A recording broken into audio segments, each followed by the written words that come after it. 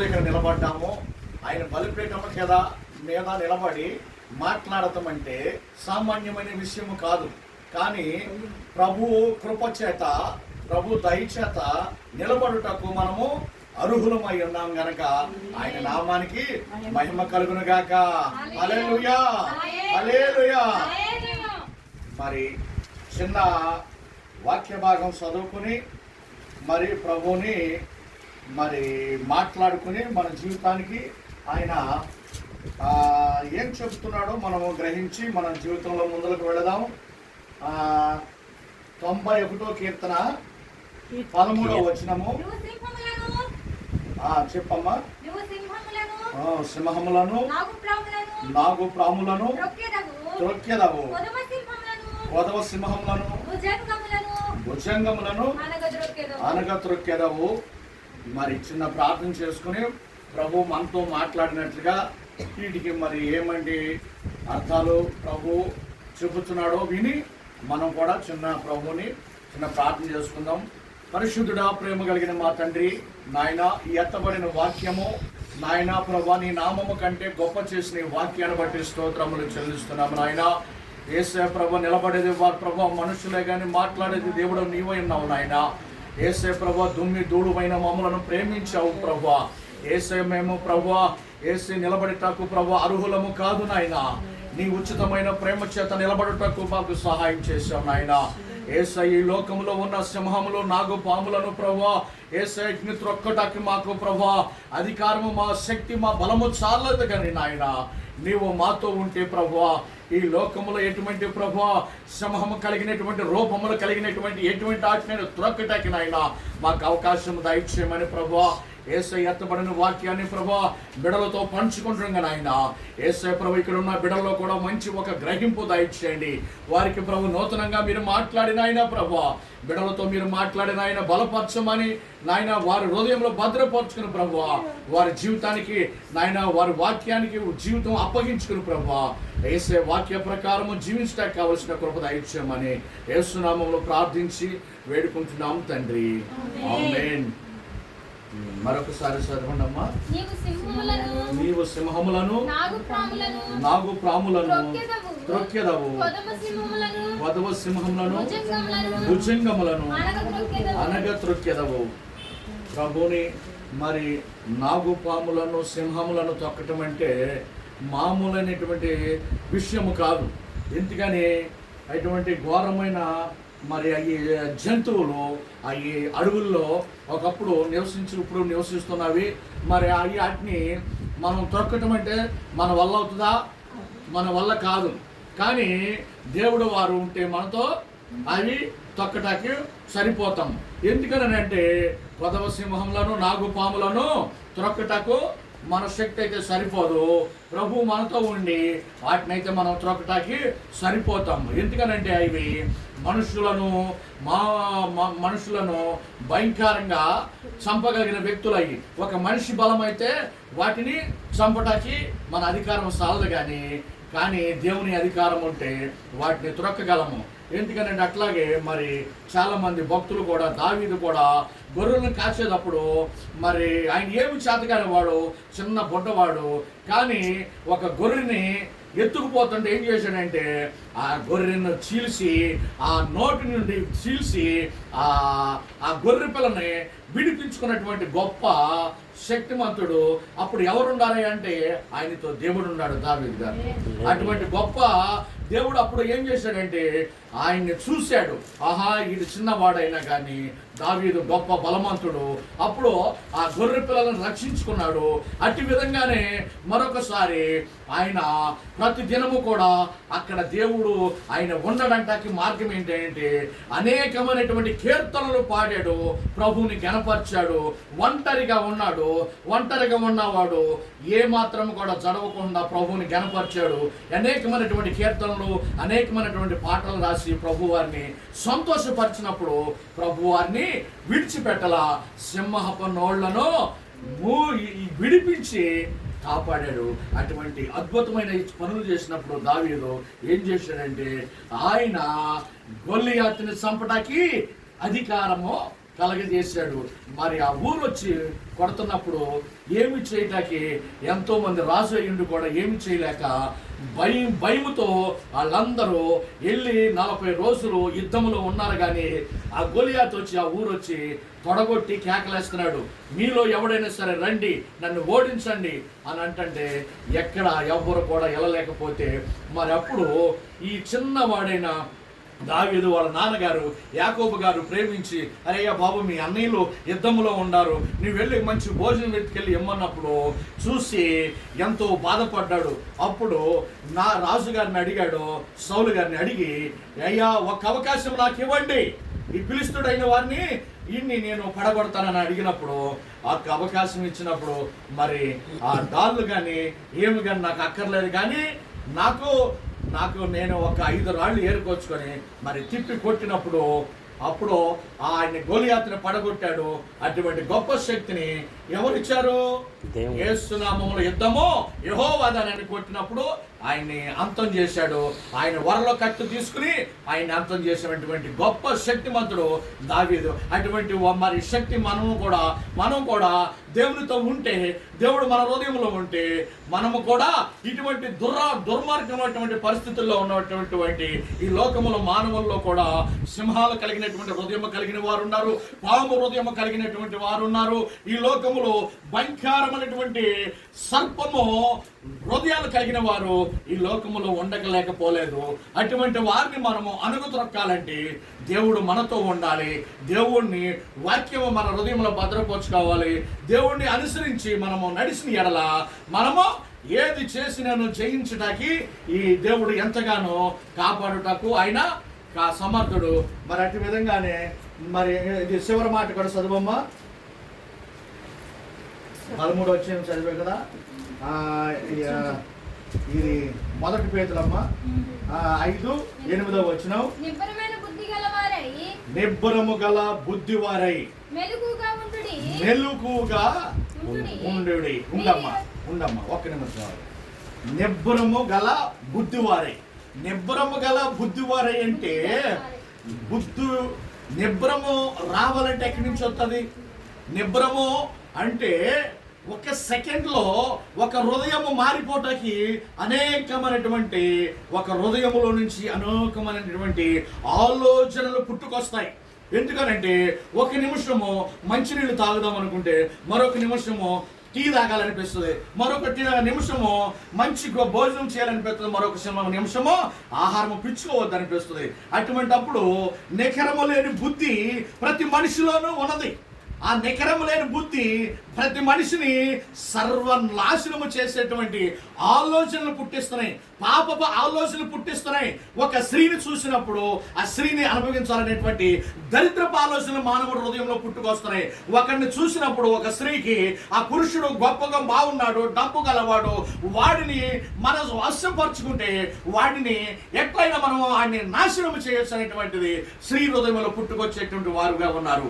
ఇటువంటి పాపపు ఆలోచనలు పుట్టుకొచ్చే ప్రతి మనిషిలో హృదయములో నిబ్రము లేకపోతే వాళ్ళు ఏం చేస్తారు? ఈ పాపాలన్నిటికీ బానిసలైపోయి వారి జీవితాన్ని సర్వనాశనము చేసుకుని వాళ్ళని పాపము పరిపాలిస్తుంది. పాపము పరిపాలిస్తే వారు ఏమైపోతారు? నరకానికి పోతారు. కానీ నిబ్రము గల బుద్ధి ఉంటే ఎక్కడికి వెళ్తారమ్మా అంటే ఇప్పుడు ఏదైతే ఉదయములు లేచి దేవుడు వాక్యము చదువుకుని దేవుడు చెప్పిన మాట విని దేవుడు ప్రకారము జీవిస్తే నా దేవుడు నిన్ను వల్ల నీ పొరుగు వారిని ప్రేమించు, నీ పట్ల నీ ఎదుట వారి పట్ల నీ ప్రేమ చూపించు, నీ పట్ల నీ ఎదుటన్న వారిపైన జాలి చూపించు, నీ పట్ల నీ పక్కనున్న వాడిపైన సహోదరుడి పైన నీ ప్రేమ అభిమానాలు జాలి దయా కరుణలు చూపిస్తే తప్పనిసరిగా ఆయన ఏం చేస్తాడు? ఆయన నిబ్రమ కలిగిన బుద్ధి ఇచ్చి మంచి మనసు సాక్షినిచ్చి ఆయన నడిపిస్తూ కాపాడుతున్నటువంటి గొప్ప దేవుడు. అటువంటి యేసయ్య హృదయాన్ని మనకి కావాలని మనము గనక కోరుకొని ఆయన్ని ప్రేమతో హృదయంలోకి ఆహ్వానించి, అయ్యా నాకు నాయన నిబ్రమ గల బుద్ధి కావాలి, నాకు మంచి మనస్సాక్షి కావాలి తండ్రి అని అడిగితే ఆయన తోడుగుండే దేవుడు. అటువంటి దేవుడిని మనము విడిచిపెట్టకూడదని నా ప్రియ సహోదరుడి సహోదరుడా నీకు ఎందుకు చెబుతున్నామంటే, ఇది ప్రభువారు మనల్ని ప్రేమించుతున్నాడు కనుక.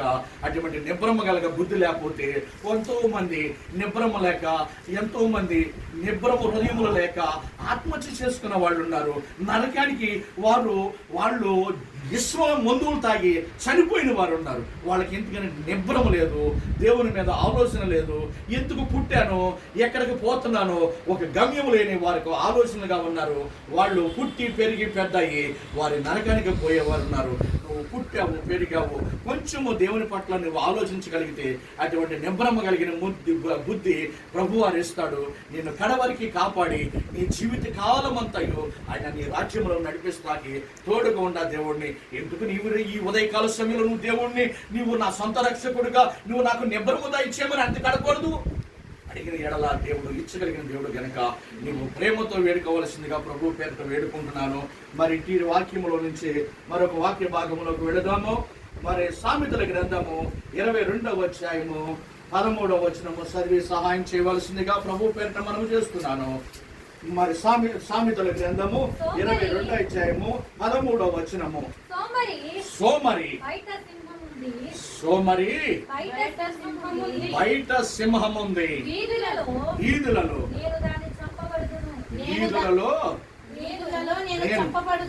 నేను సంపబడుదును అనును.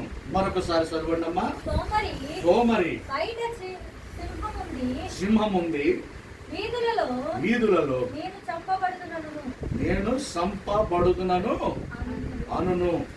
ఇది మరి వర్ణించటానికి చాలా కష్టమైన వాక్యమే అయినప్పటికీ ప్రభువు మనతో ఉంటే కానీ దాన్ని మనము మాట్లాడటానికి మరి సోమరతో చెబుతున్నటువంటి మాట అంటే, సోమరి ఈదిలో సింహం ఉన్నది, మరి దాన్ని చంపుటకు మరి ఇది సాలదు కనుక, కానీ దాన్ని దేవుడు దాన్ని చంపటానికి అర్హుడు. కానీ ఇక్కడ ఇతను ఏమంటున్నాడు? సోమరి అంటే దేనికి సాదృశ్యం అమ్మా?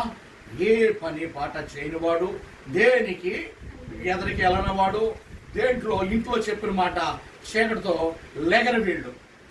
లెగరు, మంచినీళ్ళు కూడా నోటికాడికి అందించాలి, మరి ఆహారం కూడా నోటికాడికి అందించాలి. బాబు కథ లేచి పని చేయాలంటే అదే ఎన్ని అలాంటి మేము చేయము, మేము చేడుతో లేగము, 8:30 ఉందో మేము లేగము.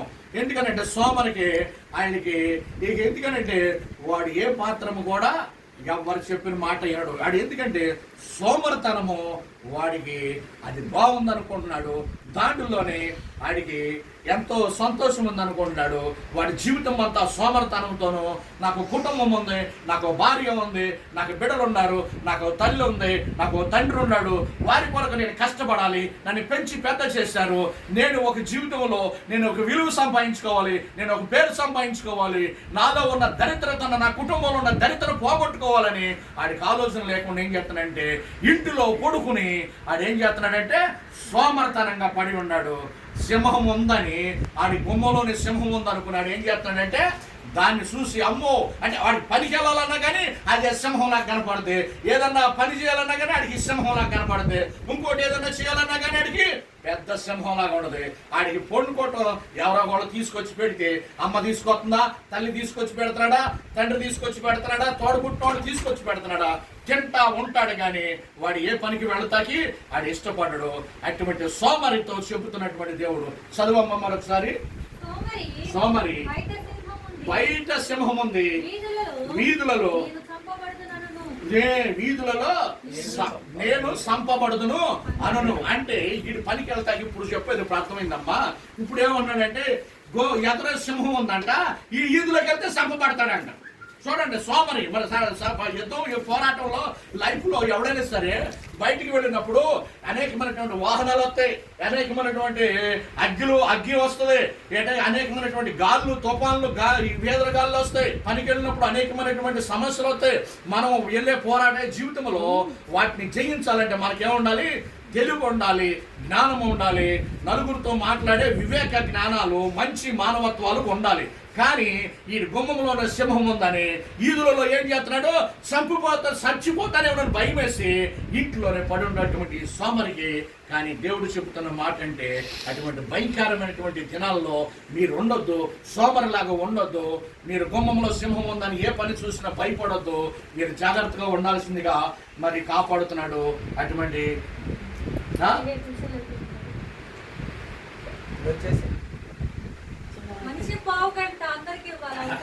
మరి యాకోబు రాసిన పత్రిక 1వ అధ్యాయము 12వ వచనము చదివి సహాయం చేయవలసిందిగా ప్రభు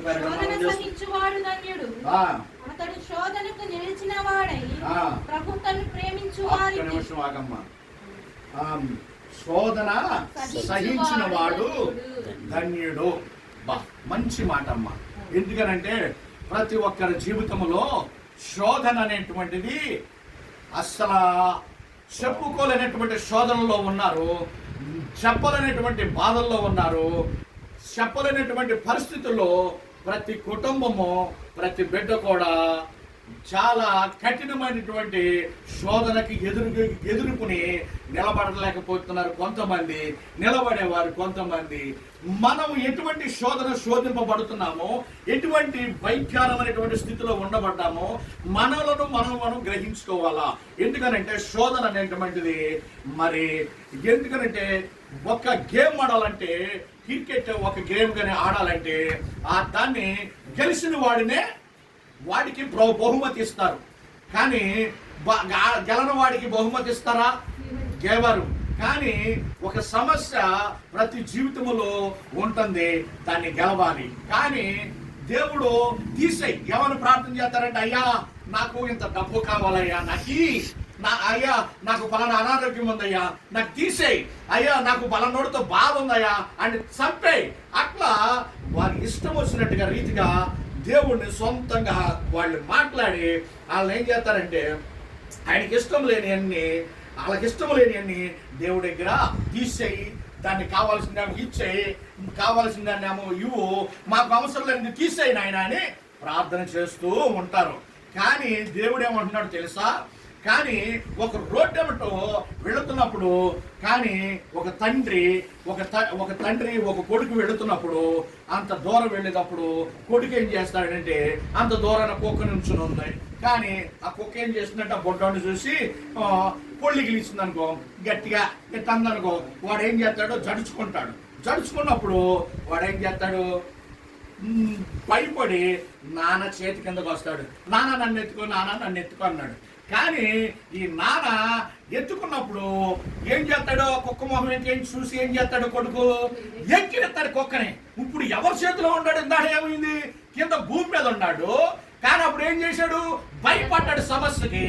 కానీ ఇప్పుడు ఎవరి చేతిలో ఉన్నాడు? తండ్రి సంకలో ఉన్నాడు. కానీ ఇప్పుడు ఏమొచ్చింది, కుక్కనే బెదరేసే స్థాయికి వెళ్ళిపోయాడు.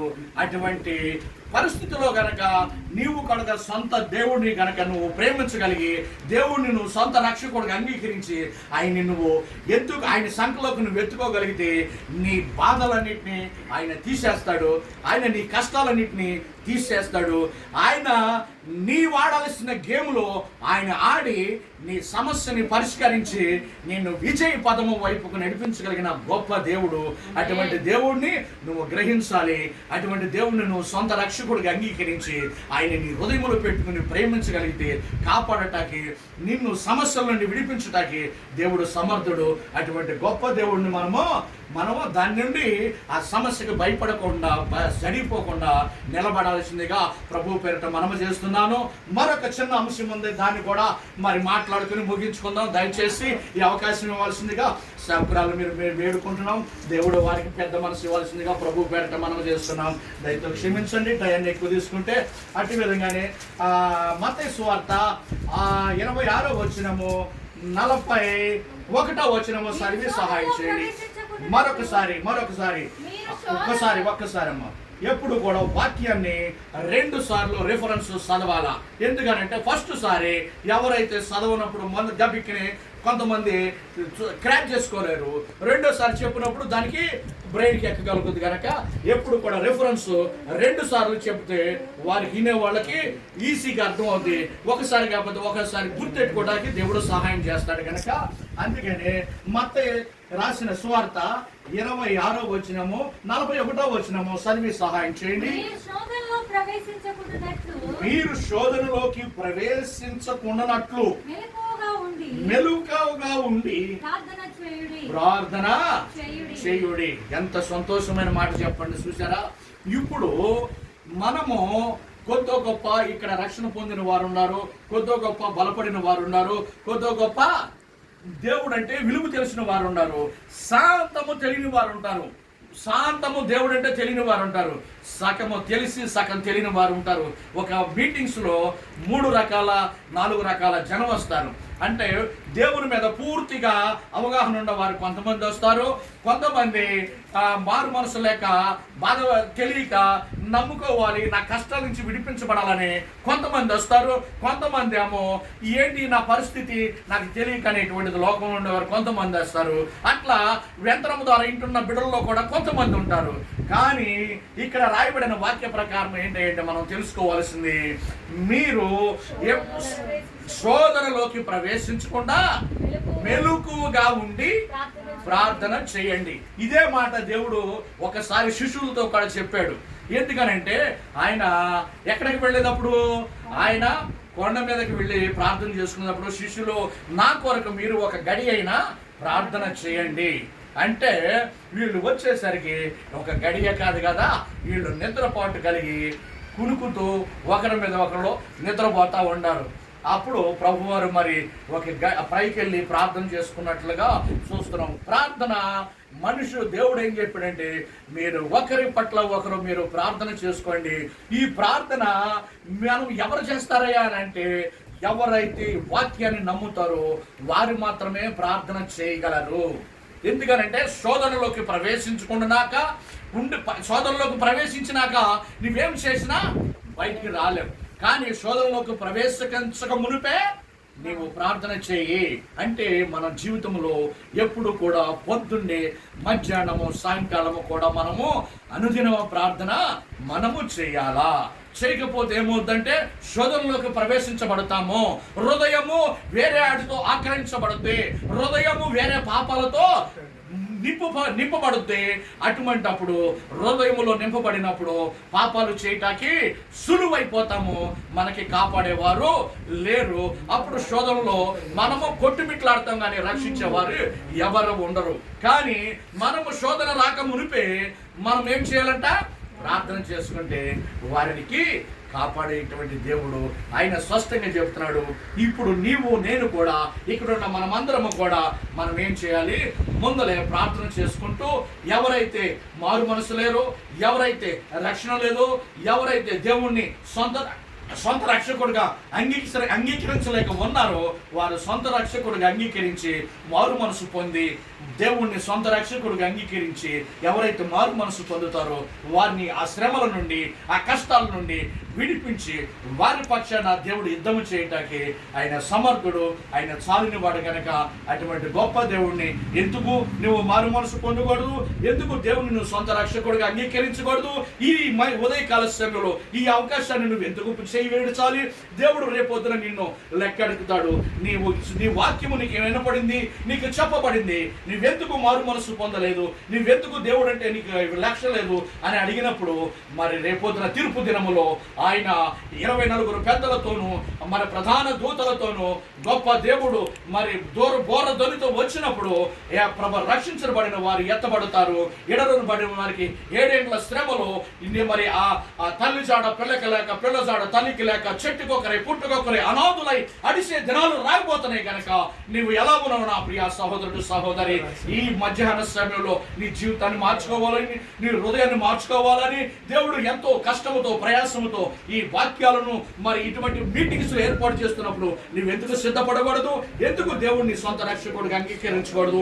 ఈ భూమి మీద నువ్వు ఏది సంపాదించినా కానీ మరి దేవుడు ఒక మాట చెబుతున్నాడు. ఎందుకనంటే మరి కనుక ఈ భూమి కనుక మరి మరి అగ్ని కొరకు సిద్ధపాటు చేయగలిగి ఉన్నది. అగ్ని కొరకు ఇది దాయబడి ఉన్నది. ఏదో ఒక రోజున ఈ భూమి మీద అగ్ని కురిపింపబడుతుంది. ఈ భూమి మొత్తం పంచి వేండ్రలముతో కాలువబడుతుంది. అప్పుడు మరి ఎవరు ఏ పరిస్థితులు లేకుండా నాశనమైపోయే పరిస్థితులు ఉన్నాయి కనుక ఈ భూమి మీద మరి నీకు కంటికి కనపడేవి ఏవి ఉండవు కనుక, కంటికి కనపడని, చెవులకు కనపడని మరి దేవుడుకి ఆయనకు ఒక్కడికే కనపడదు కనుక ఆయన నమ్మాల్సిందిగా ప్రభు పేరిట మనవి చేసుకుంటూ మరి ఆయన్ని మీరు సొంత రక్షకుడిగా అంగీకరించాల్సిందిగా ప్రభు పేరిట మనవి చేస్తున్నాను. అటువంటి దేవుడు గొప్ప దేవుడు కనుక నీ అరణ్య యాత్రలో, నీ ప్రయాణ జీవితంలో ఒంటరిగా దేవుడికి నీకు ఎలా ఉన్నది నీ పరిస్థితి? దేవుడిని నువ్వు సొంత రక్షకుడిగా అంగీకరిస్తున్నావా? నీవు యథార్థముగా జీవిస్తున్నావా?